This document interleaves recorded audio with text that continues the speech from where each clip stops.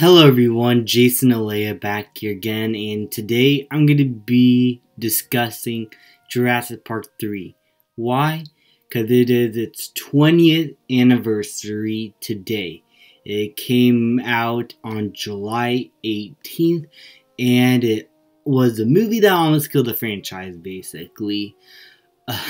It's a reason why it went on a long hiatus. The reviews were not that great. The responses over the years have still not improved that much. But still a movie that does have some nostalgia for some people, especially some newer generation Jurassic Park fans that have not seen these movies in theaters and just grew up watching all three of them together on VHS or DVD. It is still, in that way, nostalgic for some people. And while it is definitely the worst, in my opinion, over the years, I still have a fond appreciation for it, as it is the movie that really got me into the Jurassic Park franchise. I love the first movie. It's still my favorite film of all time. I still really enjoyed The Lost World, and I've always had that VHS forever, but it's the third movie that I have always been excited for the most, because in my opinion as a kid, it is a movie that, because it is the third, it's obviously great because it has Alan Grant and it has a new bad dinosaur and it has lush green jungles of dinosaur action. It has more dinosaur action. It was just an action-packed dinosaur movie with some of the characters I love and the Jurassic Park theme. I loved this film as a kid. This was like one of my movies as a kid. Even though I never owned it up to a certain point when I had the DVD, I loved watching that DVD over and over and over again. Oh my goodness. I also remember the dinosaur turntables on that DVD as well. And seeing all the dinosaurs in their CGI models just turn around with some of the music from the movie. And watching the behind the scenes on how they made it. The behind the scenes made it seem like the movie was effortlessly done.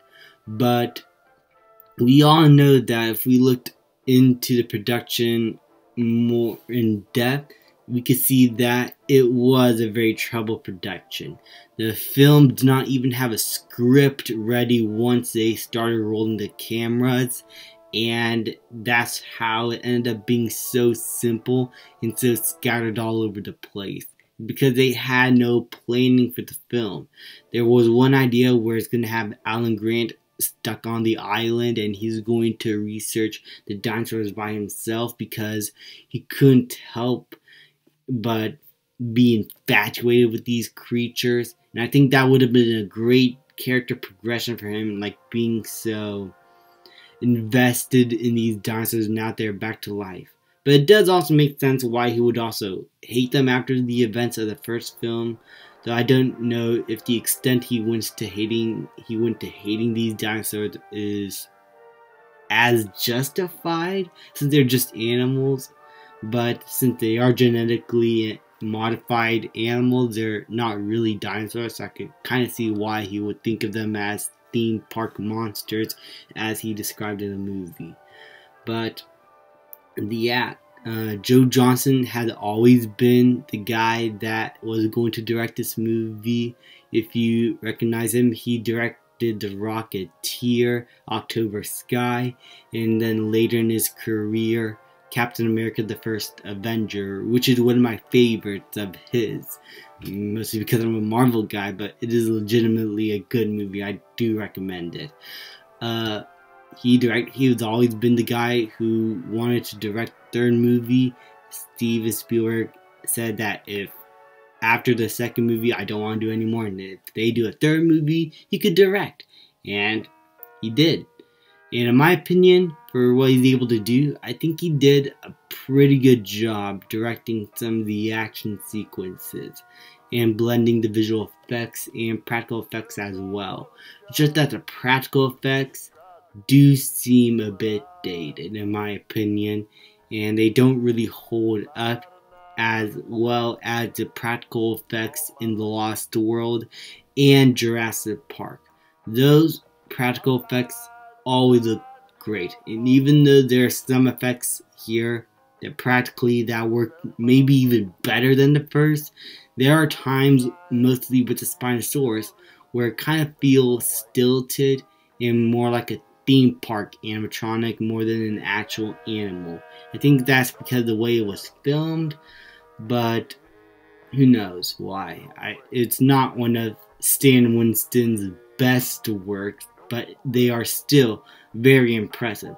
So impressive that the animatronic Spinosaurus ripped the head off the animatronic T-Rex when they were filming the T-Rex versus Spinosaurus battle scene.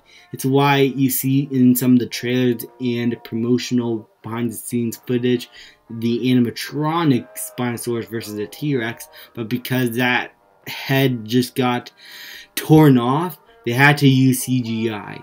And I think it worked a lot better because with a CGI fight, you have a lot more movement, a lot more fluidity, and you have a much better sense of scale with these creatures. If they're just standing there, it's going to look a little bit awkward in my opinion. So I think I'm glad that they went with CGI here, and it still looks great.